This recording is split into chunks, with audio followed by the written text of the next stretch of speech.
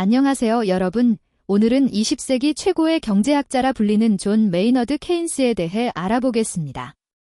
대공황이라는 세계적 경제 위기 속에서 새로운 경제 이론을 제시했던 그의 이야기, 지금 시작합니다. 1883년 영국 케임브리지에서 태어난 케인스는 어릴 때부터 뛰어난 두뇌를 지녔습니다. 케임브리지 대학에서 수학을 공부했지만 곧 경제학에 관심을 갖게 되었죠. 케인스가 살았던 시대는 격동의 시기였습니다. 제1차 세계대전, 대공황, 그리고 제2차 세계대전까지. 이런 역사적 사건들이 케인스의 경제사상 형성에 큰 영향을 미쳤습니다. 케인스는 단순한 경제학자가 아니었습니다.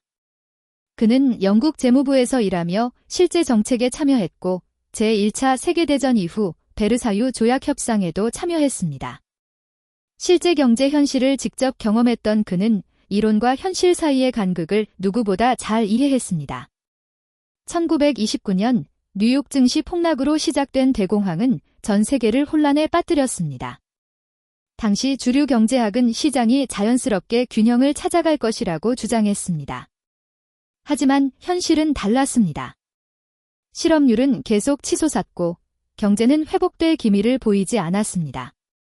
이런 상황에서 케인스는 기존 경제학의 한계를 지적하고 새로운 접근법을 제시했습니다. 그의 대표작인 일반 이론은 1936년에 출간되었습니다. 이 책에서 케인스는 경제가 침체에 빠지면 저절로 회복되지 않을 수 있다고 주장했습니다. 케인스 경제학의 핵심은 총수요입니다. 케인스는 경제 침체의 주원인이 총수요 부족이라고 보았습니다. 사람들이 소비를 줄이고 저축을 늘리면 기업들은 생산을 줄이고 노동자들을 해고합니다. 이는 다시 소득 감소로 이어져 더 적은 소비로 이어지는 악순환이 발생합니다. 케인스는 이런 상황에서 정부가 적극적으로 개입해야 한다고 주장했습니다. 정부 지출을 늘려 총수요를 증가시키면 기업들은 다시 생산을 늘리고 일자리가 창출됩니다. 이것이 바로 케인스가 제안한 재정 정책의 핵심입니다. 케인스는 또한 불확실성 개념을 경제학에 도입했습니다. 미래는 예측할 수 없기 때문에 경제 주체들은 때로는 비합리적인 결정을 내릴 수 있습니다. 이것이 바로 케인스가 말한 동물적 본능입니다. 투자자들의 낙관이나 비관적 심리가 경제에 큰 영향을 미친다는 것이죠. 케인스의 이론은 제2차 세계대전 이후 많은 국가에서 실제로 적용되었습니다. 미국의 뉴딜 정책도 케인스의 아이디어와 맥락을 같이 합니다. 정부가 공공사업에 투자하여 일자리를 창출하고 경제를 회복시키는 것이었죠. 1950년대부터 1970년대까지는 케인스 경제학의 전성기였습니다. 많은 국가들이 케인스의 이론을 바탕으로 경제 정책을 펼쳤고 이 시기는 경제 성장과 안정의 시대로 기억됩니다. 하지만 1970년대 석유 위기와 함께 스태그플레이션이라는 새로운 경제 문제가 등장했습니다. 높은 인플레이션과 높은 실업률이 동시에 나타나는 현상이었죠. 이런 상황에서 케인스 경제학의 한계가 드러나기 시작했습니다.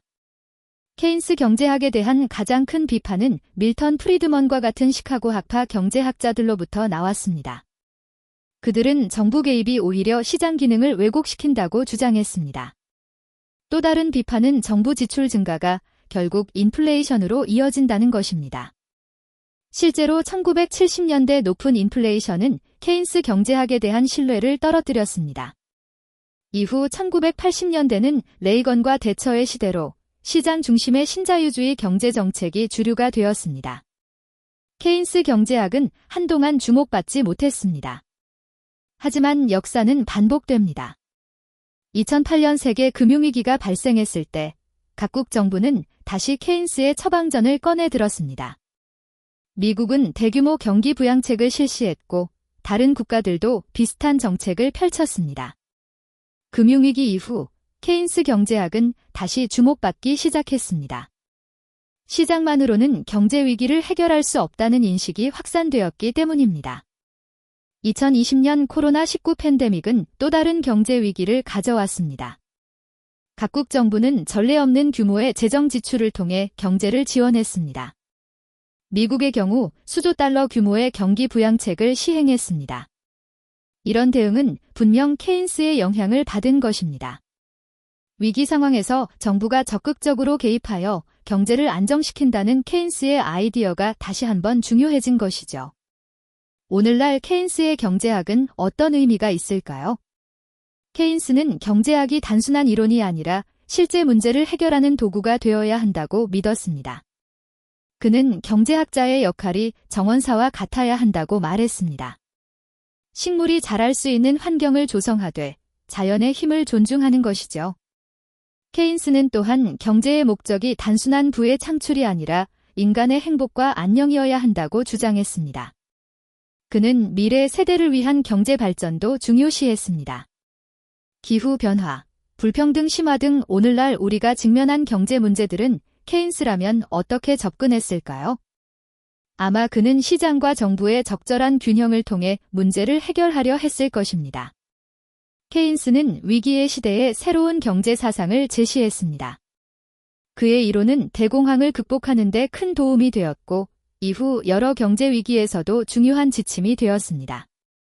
오늘날 우리는 또 다른 경제적 도전에 직면해 있습니다. 팬데믹, 기후변화, 불평등 같은 문제들이죠. 이런 상황에서 케인스의 지혜는 여전히 유효합니다. 경제학은 현실 문제를 해결하는 실용적인 학문이어야 하며 정부와 시장이 함께 협력해야 한다는 그의 생각은 지금도 우리에게 많은 시사점을 줍니다. 케인스는 말했습니다. 아이디어는 생각보다 더 강력합니다. 실제로 세상을 지배하는 것은 아이디어입니다. 케인스의 아이디어는 오늘날까지도 우리 경제와 사회에 영향을 미치고 있습니다. 여러분, 오늘은 경제 위기에서 세상을 구한 경제학자 존 메이너드 케인스에 대해 알아보았습니다. 다음 영상에서 또 만나요. 감사합니다.